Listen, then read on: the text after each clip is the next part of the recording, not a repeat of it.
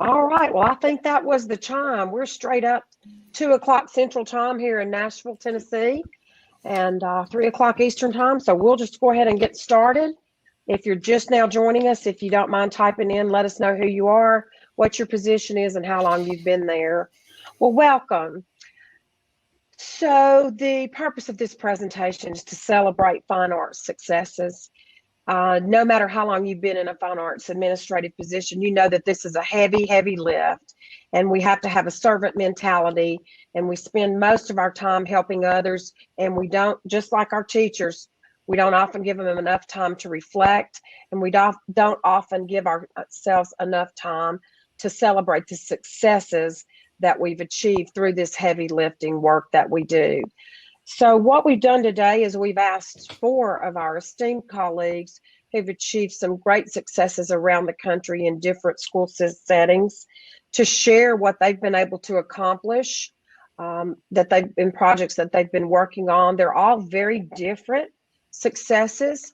And the hope is that when you hear how they went about this work, their philosophies about the work that they do, and share how they came to this path, that it will inspire you to want to do some similar work, inspire you to think creatively about how you can scaffold and stand on their shoulders, because they are giants in the field. So please allow me to introduce our panelists. First, we have Catherine Keyser from Forsyth County, Georgia. She's the fine arts specialist there for a district of about 51,000 students. She's been in the position for about 4 years. Welcome, Catherine. Hi, it's great to be here. Next, we have Yeager Lloyd. Yeager is the Director of Fine Arts Instrumental Music in the Round Rock Independent School District in Texas. He serves about 50,500 students, and this is his 2nd year on the job. So he made it through year 1 and came back for year 2. Welcome, Yeager. Thanks, Dr. Jones. Yeah, you can call me Nola. And next we have David Vanderwalker. David is just recently retired a couple of months ago. He was the coordinator of performing arts in Fulton County near Atlanta, Georgia, serving about 94,000 children. And so he was in that position for about 4 years after coming out of the classroom. Welcome, David. Good to see everybody. And then last, and certainly not least, we have Jean Reynolds from Pinellas County, Florida. She's an amazing supervisor of fine arts. She's been in the position a little bit over 20 years, and we're very excited to have her. She serves about 101,000 children in Pinellas County, Florida, and has been doing so for 20 years. So she's doing great work. And Jean, we're so pleased to have you. Thank you for making time to be with us today. It's great to be here. Great to be among all of you. Appreciate it. Yeah. Okay, so we're going to jump right in. We don't have a lot of time. We do have questions. We have enough questions and enough things to discuss to fill this time. But please know that if you hear something that one of them says that really resonates with you, and you want to jump in with the questions, feel free to do so. Highlight those in red. And whether or not we get through this agenda is not important. Getting you the information and the discussion and the collaboration that you need is why we're here. So we're just going to go ahead and jump right in. So Jean, I'm sorry, I'm going to start with Catherine. So we're going to ask this question of all 4 of our panelists first. Catherine, as an arts administrator, what recent success makes you most proud? What have you been working on? And how did this impact your teachers? In Forsyth County Schools, we have, just so kind of everybody knows, we're north of Metro Atlanta. And we have been the fastest growing county in the nation for a little while. And we have grown from 1999 until now. We started with 75,000 people in our county. We now serve over 51,000 students. So that amount of growth provides a lot of diversity and brought up some very interesting situations with fine arts. And in our state, we've had some great things come about. We have a very supportive state superintendent. We have a wonderful fine arts coordinator for the state. And we've also had the creative industries. So taking the growth in our district and a lot of people coming in and demanding better fine arts programs and more access to the arts than we had, the need came up for a strategic plan. And so 2018, we had a bond that went before our voters. And on that, the district really wanted, and this was kind of pushed along by the work that I had been doing with teachers and students in the community. And that bond created we're going to build a fine arts facility, a performing arts building to serve our needs. And then one of the board members said, well, why don't we do a fine arts magnet school? And my response was, we have all these people we haven't really supported yet. How can we do this? And then have a magnet school? That doesn't really make a lot of sense. How about we put our resources into these programs and let's build what we have? And so my superintendent was all on board. He said, you kind of have the data already. You've been working on this for a little while. Let's move forward. And it was great to have the support of our superintendent and our board members. And so I contacted NOLA, who then put me in touch with Lori Schell.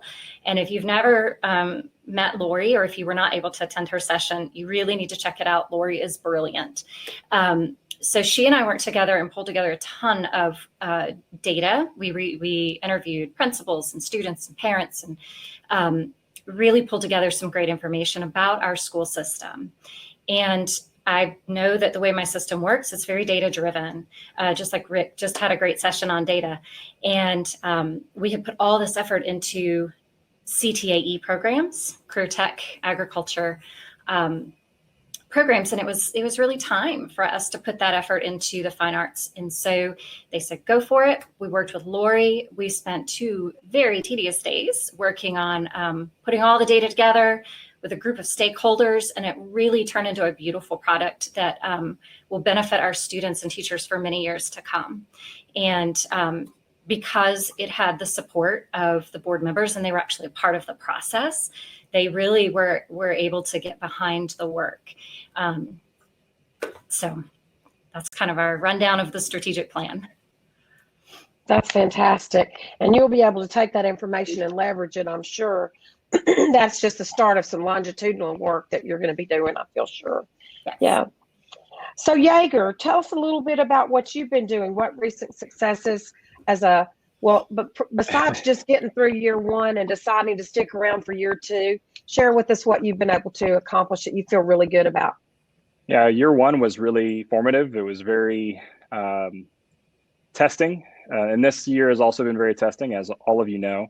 But I can think of a few projects that I've had that are pretty significant and especially impactful for our students and teachers. I'm most proud of the work that I and my team does for advocacy and equity. So I'll talk a little bit about that. Last year, I created an event. It was called the Annual Music Awards. I thought about the American Music Awards or something like that, and it was like the AMAs. And I created this event, and it took place in May last year, and it was honoring our music educator and student achievements. The only reason it was created is because our school board decided that they were not going to have any more guest performances or award ceremonies for students or staff. So it was kind of a letdown for us, because that's one of the ways we get our exposure and we get people on our team. So I knew that, and visibility is a huge part of advocacy, right? If you're not seen, you're not really heard. So I knew we had to create something to acknowledge our students and keep instrumental music in the conversation. The event really featured just 4 performances, and lots of things were happening in between, but 4 performances of ensembles from across the district who had either been invited to a conference, won a student scholarship or contests. It usually featured those types of ensembles, and it featured ensembles with less exposure, like our jazz bands, who don't get around a lot, our mariachi ensembles, who you really never get to see unless they're partnering with an orchestra concert. And we have a harp ensemble as well, that we wanted to have more people see what they were doing in what's offered here in Roanoke ISD. So this event also had a lot of sponsors, so it was free for all the people who came to attend. There were a lot of videos and testimonials that I put together on my little iPad. It was burning and running out of battery every day, but these videos served.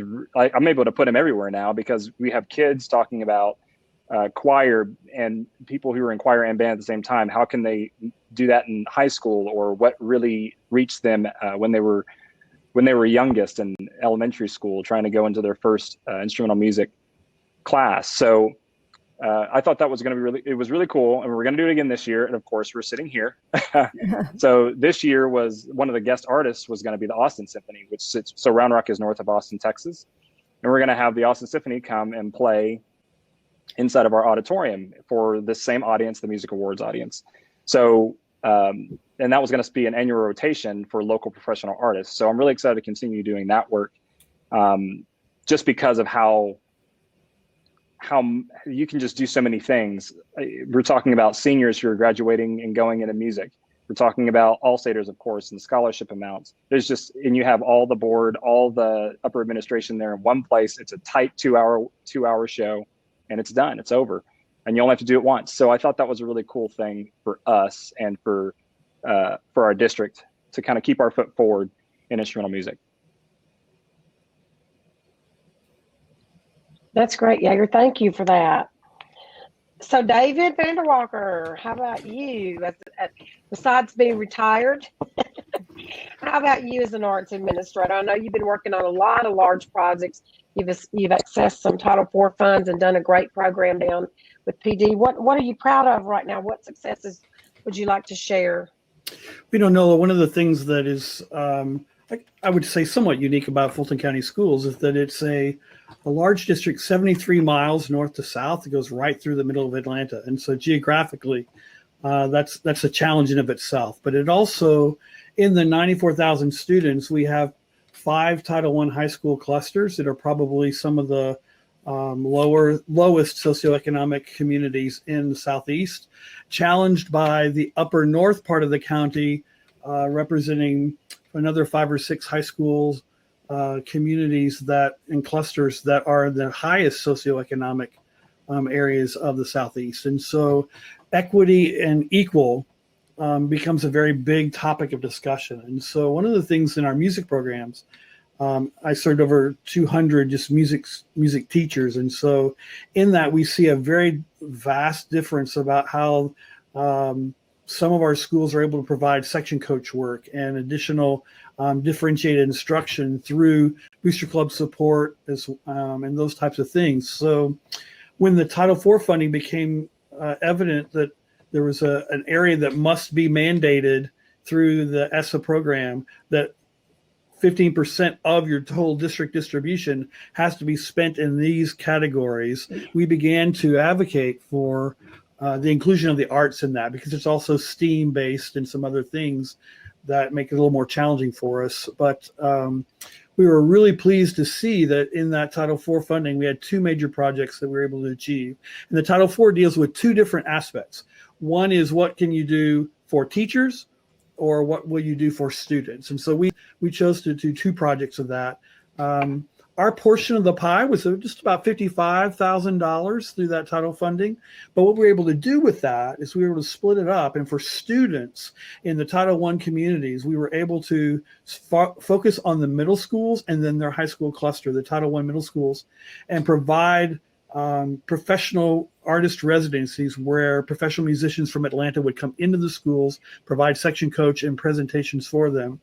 And then the other part of that is looking at after school programs and how we can provide that additional differentiated instruction, because we also see a difference in those Title I schools usually have 1 music teacher, 1 band director, 1 orchestra teacher, where in the North County, in some of the higher socioeconomic areas, we have multiple teachers. And so that was able to provide a little bit of equity and adjustments for those equity needs there. And the second part of that is we were able to offer 5 different tracks of professional development with national known speakers to come in and provide 9 PD sessions for each discipline of our music teachers. And that was funded through large in part by the federal title support. And then the other thing I would say that we've done recently, we really struggle to have instructional support dollars for curricular day. And it's all provided, what is provided, I should say, is at principal discretion. And it goes back to something Rick said in his last session, that what the board thinks and the information the board gets is sometimes limited, but because the board delegates or relegates, I should say, money for the arts, they think the arts programs are actually getting that. But when you really look at the distribution of what the principal's discretion, we found out that very few of them were getting actual dollars for curricular day. So what we were able to do is our state went through a revision of standards. We held off our textbook adoption so that we could align and do that after our state standards were just realigned. And so we were able to tie into the textbook adoption process, and we were able to get $4.5 million over a 6-year period through textbook dollars to actually provide instructional support through literature purchases. So now we have it set up for the next 6 years. Every secondary music program is going to get $5,000 a year solely for music instruction and to buy literature for their content. So those are some things that as of late that we're really pleased about, trying to make a good step forward to provide support for our teachers and therefore supporting the kids. David, that's fantastic. You set your successor up, but you sure did leave big shoes, my friend. That's fantastic. Well, Matt's going to do a great job. Yeah. And I think it's important to note too, that you're differentiating the supports for the teachers and for the schools the same way we ask teachers to differentiate their instruction for the students. And that's what you're doing. Equity and equal are not always the same thing, are they? That's right. It's really important. Yeah. Awesome. Thank you.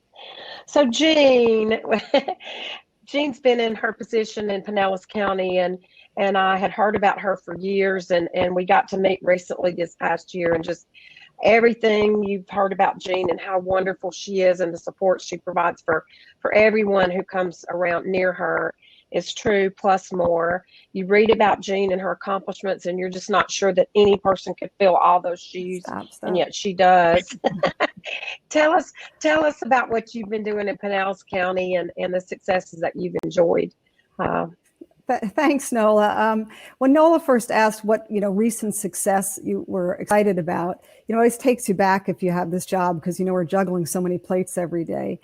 And it's going to be a silly one. It's just getting legislation sponsored this year, and that sounds like a state issue, but for me it was a district piece. And let me unpack that for you a little bit. And it's been great to listen to my colleagues because all the pieces fit together. So Florida's been a little slow on some things legislatively. That's a job I do with my MEA, but we wanted this fine arts seal, and our friends in Georgia have done some things like that. And so I wanted to get this passed. Well, as you do, my superintendent, I didn't want to do something that he didn't know what I was doing. So I mentioned it to him, and the first thing he said is, no, I want to do that here. And then it became, well, no, this needs to be Pinellas.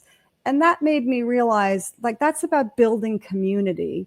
And I was joking with Nola that it's kind of, like the 20-year overnight success.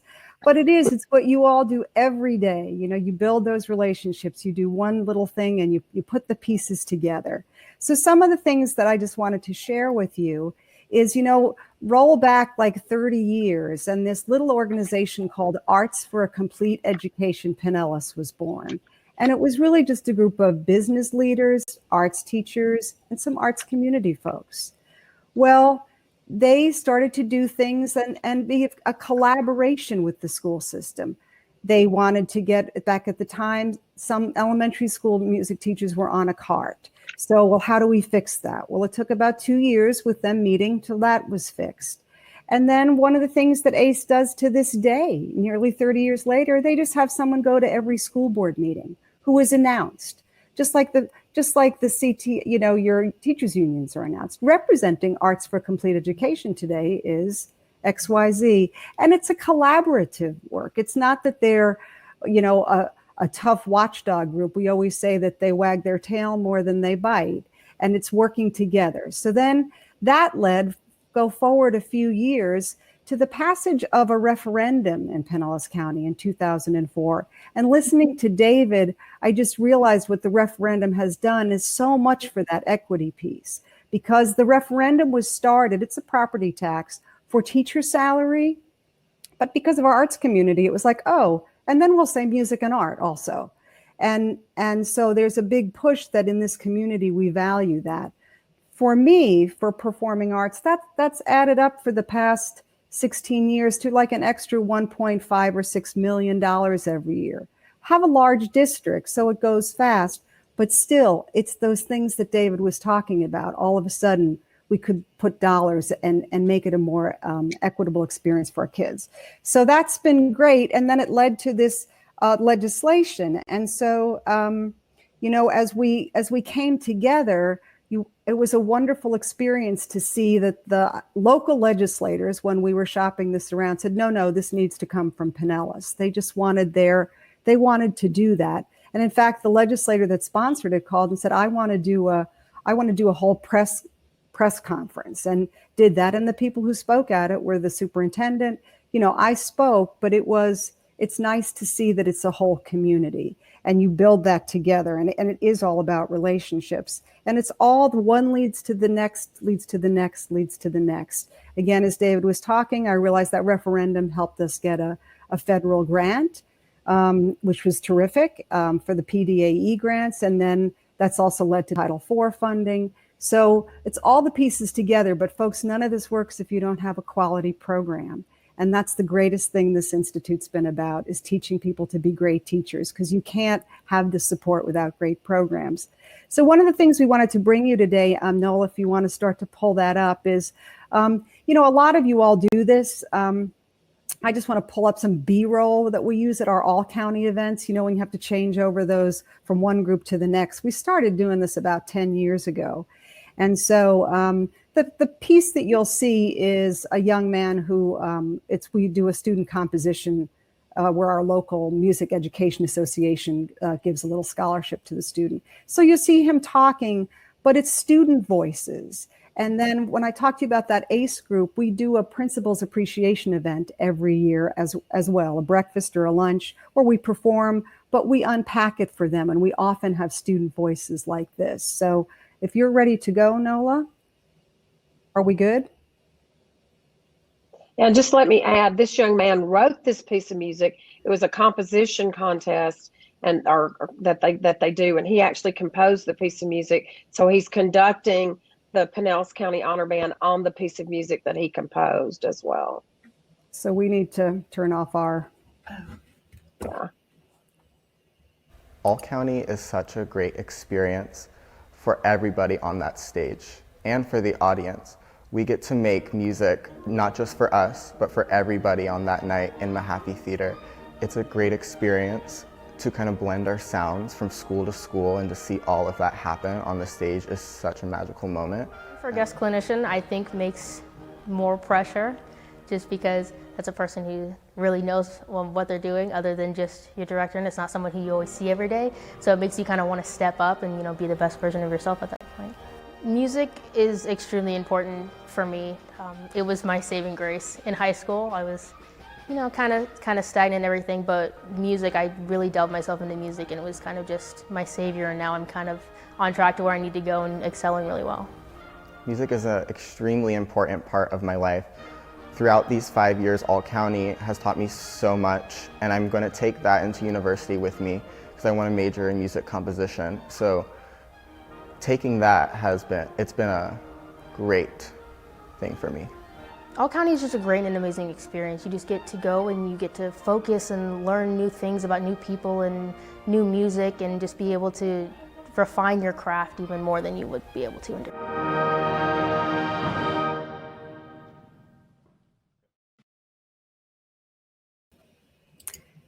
And so like we always have, like I said, a B-roll on that helps our audience know our students. And what Nola's not telling you is she was our wonderful clinician, what that young lady was talking about, upping your game for a clinician. Well, she was upping her game for Nola Jones, who did a spectacular job for us. So thank you so much. It's great to be with all these great minds on this session.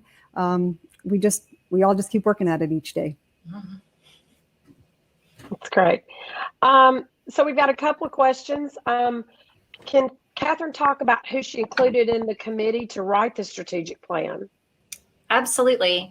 Lori gave me a great template basically to fill in the blanks, but it really came into play of the relationships that I had built since the time I took the position, because I knew exactly who I needed. So in addition to a board member, a couple of district leaders, my boss came in and out.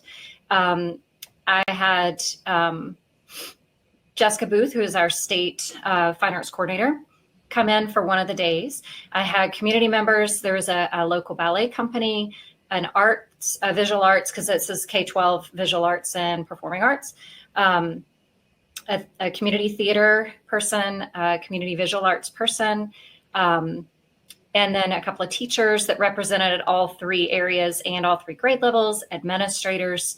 And I picked administrators. We have 6 very distinct vertical teams, and everybody kind of has their own thing. So I had to carefully pick administrators for that, which was tough because there's so many great ones to choose from. And then we had a couple of students as well. One of our board members is also a band parent. And so I was able to kind of tag that parent piece in with the board piece. So it was a really big group of stakeholders who wanted to see change. Catherine, you see there's a question mark about would you be willing to share your template for the strategic plan? I did not see that. And yes, I'm happy to share that. Lori, I put together a Google slide presentation with some of that information on it that we are going to share with you guys. So you can see kind of the process of those 3 days. And it really tied into our county's strategic plan and our county's vision and beliefs. So I've got those all linked for you too, so that you can see that, but we will definitely include that in the information that goes out.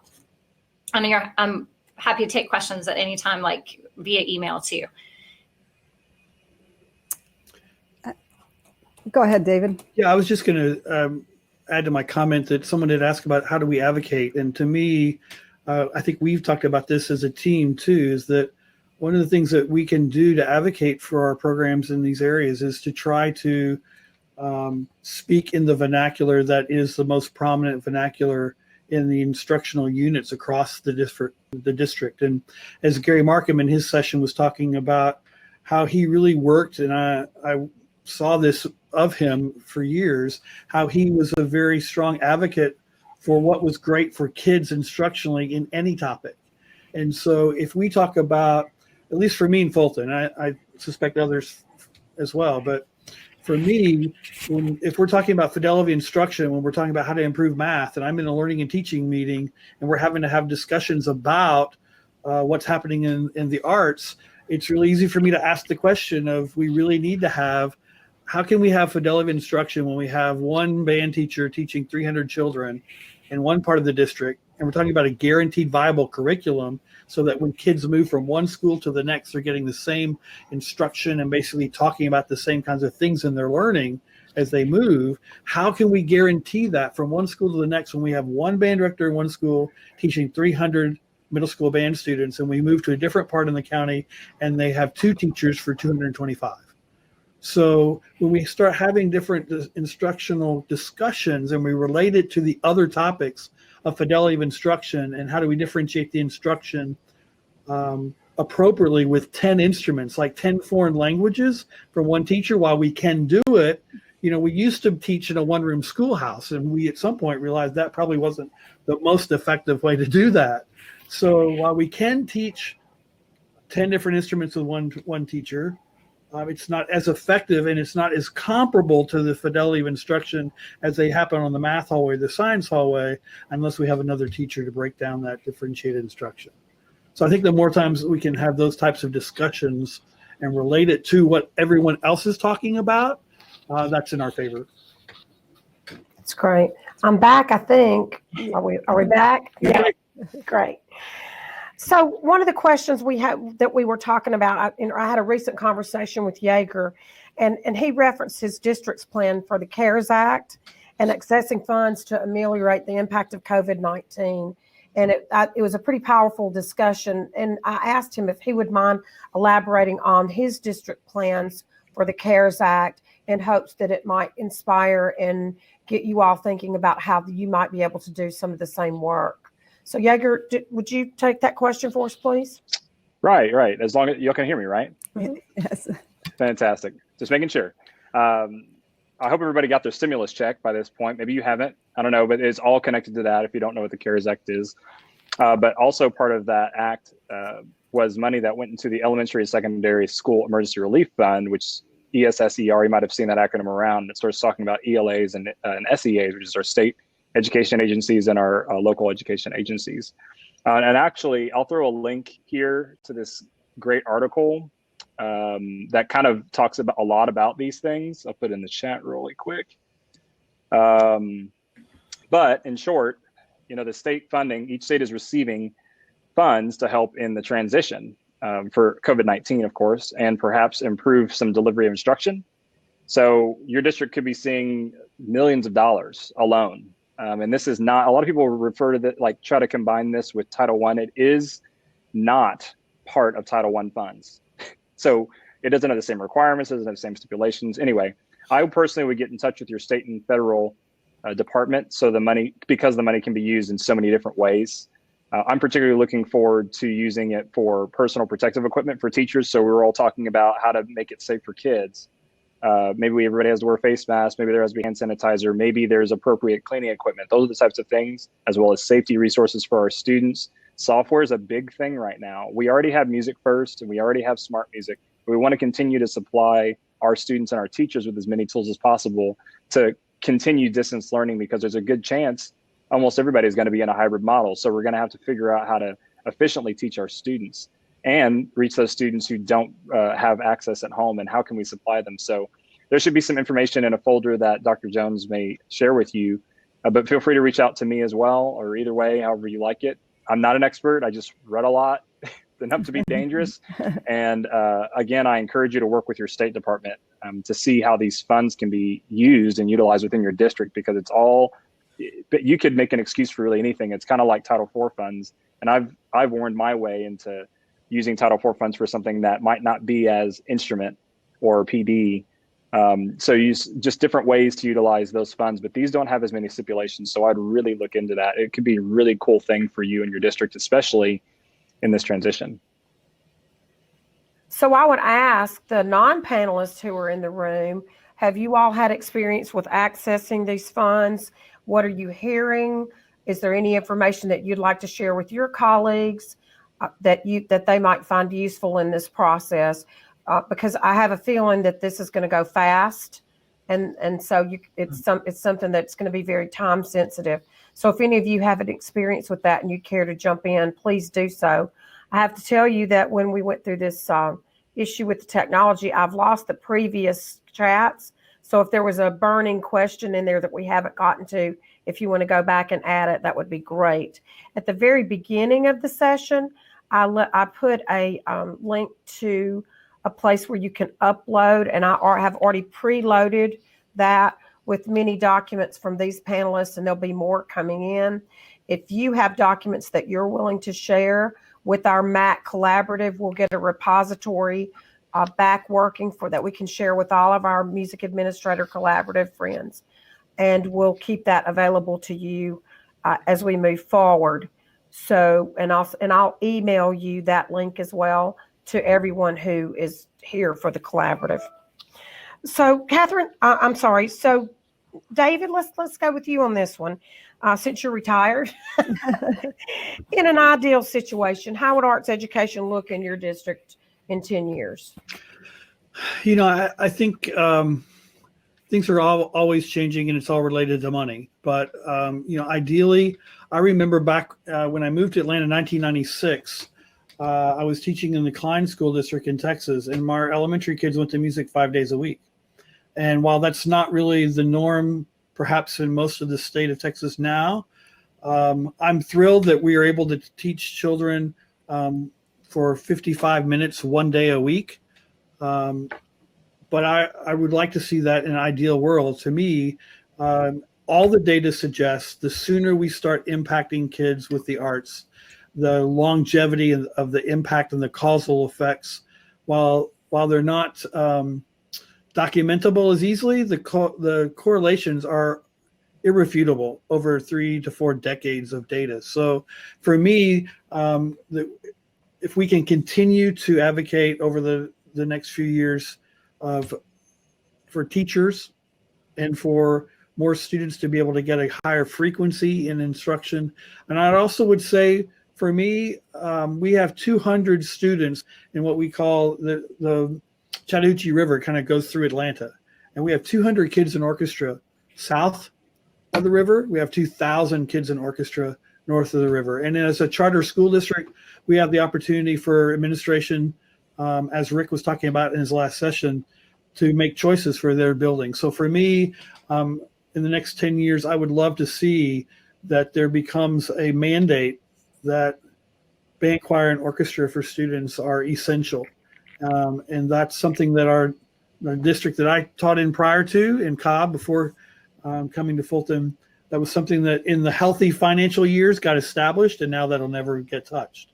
So for me, the fact that we can provide literally every child an experience in music 6 through 12 that would be band, choir, and orchestra that would be equitable across in that regard, but also that we impact kids with the quality experiences of music with greater frequency in the early formative years, because the data is huge in that. So for me, our elementary music teachers are the heroes, and they are the ones that inspire and motivate kids to love music and want to pursue it further.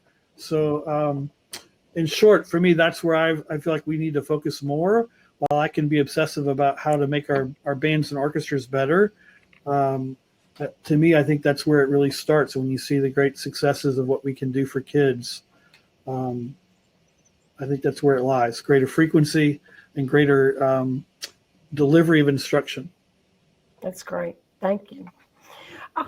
Pat has a question about CTE. Speaking of CTE, how many of your districts have started looking at how traditional arts and music programs can fit into that through the national model? Traditional arts are part of the picture. I'm currently working with the state level to advocate for this. Anyone, I know there's been some CTE movement in Texas as well. Rick, if you want to come and join this, I know we've had that discussion too. Rick is our angel behind the scene moderating. Mm-hmm. But yeah, if any of the panelists, if you, CTE? You want to go ahead? No, go ahead, Catherine. We have a really large CTAE department, and they've been very well funded. And there's a lot that we can do to kind of tie into that. And it's weird because so many of our classes can fit CTAE, so music technology, especially, or even I know some of your visual art people too, some of those graphic design classes and some of the film work and things like that can be CTAE.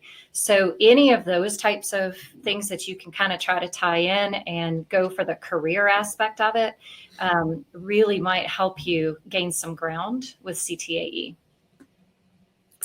It's similar in Pinellas, and I won't belabor it, but it's certainly our visual arts folks have had a very good relationship with the CTAE folks. In Florida, as in many of your states, perhaps, they actually get bonus points on a school grade. So literally, we just keep putting kids in those classes just to try to get more points. That was part of the reason we were looking at legislation for the arts.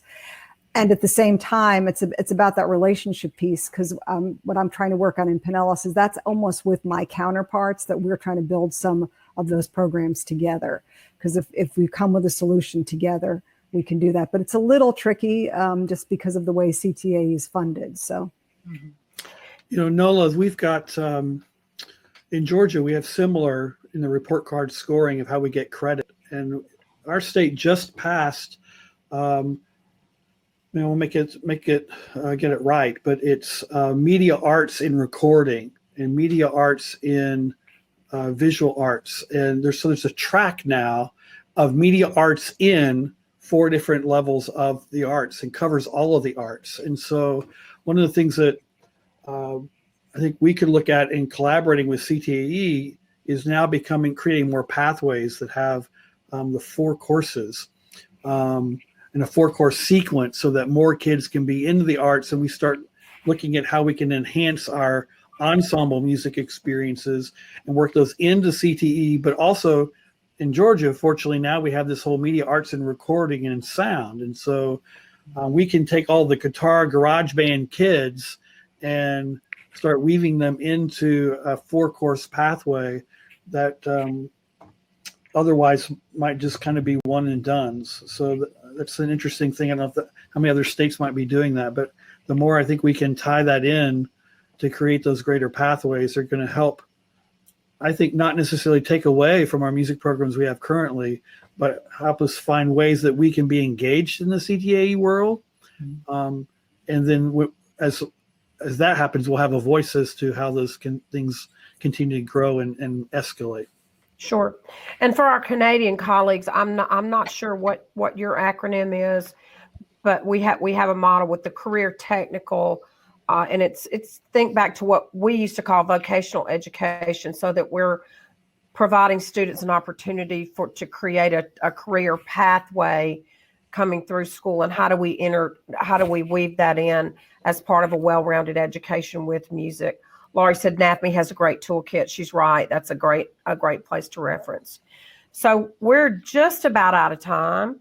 And what I'd like to do, if you all are amenable, is we're going to take a just one thing moment from our 4 panelists who are doing exemplary work for the rest of the country.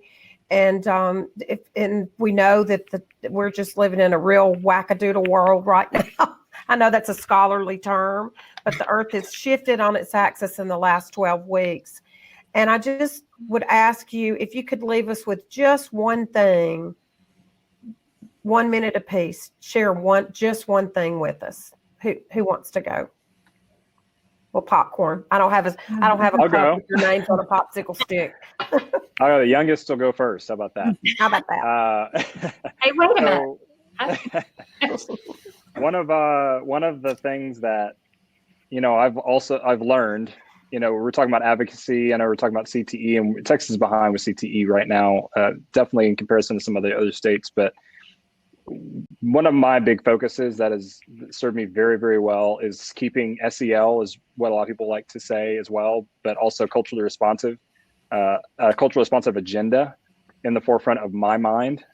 In every single decision-making process. That has helped me advocate the furthest and do so many things, because I'm always looking at all kids.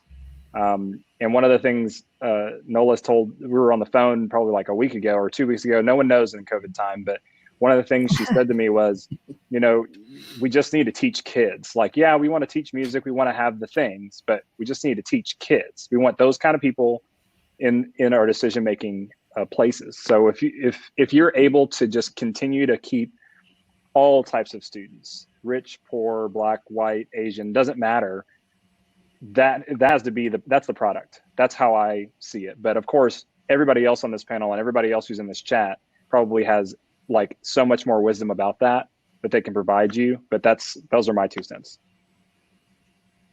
Catherine? Sure.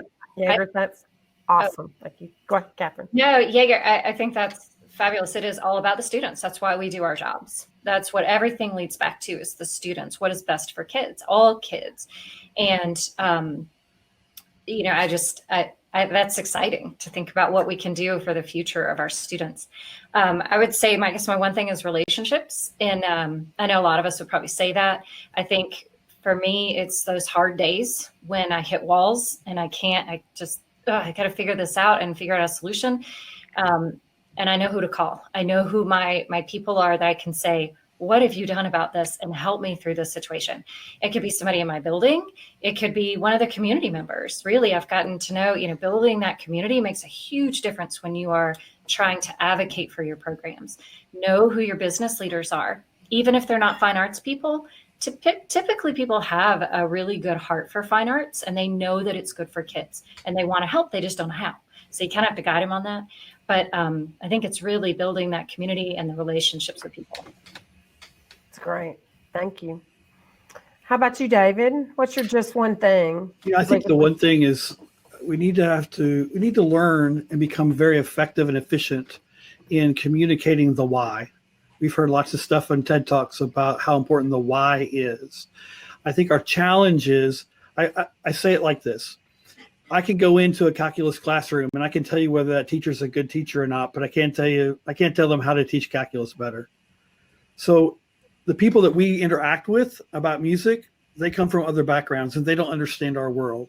So my encouragement to you, the one thing you could do to spend time learning how to articulate the why, your goal, whatever it is you're trying to talk about, why it's right for kids, why it's best for kids, and put it in vernaculars that people understand in your community and in your stakeholder world of administration and when you're working with your teachers. why is this choice coming into COVID what's best for kids now? And I think that if we can focus on the why in the coming days, the what will take care of itself. That's great. Thank you, David. And Jean? Well, it's after hearing all those wonderful one things, which I agree with. I just want to leave you with, if my one thing is thank you. Thank you. You all are amazing people.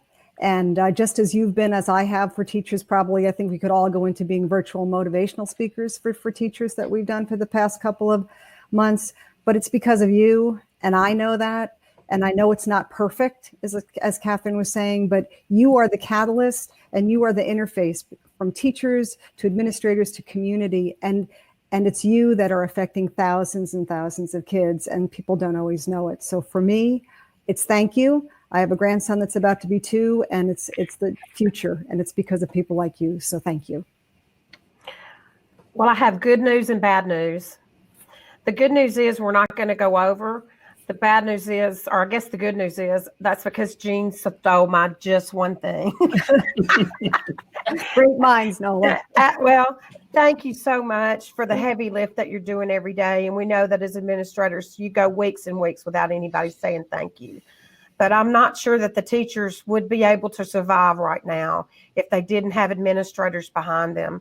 And you all have servant mentalities. You're all reflecting your light upon other people. And for just one moment, take 2 seconds and let the light shine on you. Thank you so much. Have a great rest of your session. Thank you. This was so much fun. Thank you all. You were just wonderful. It was an honor. Thank you. It was. And Midwest will be even better. Thank you all. See you soon. Bye-bye. Bye-bye.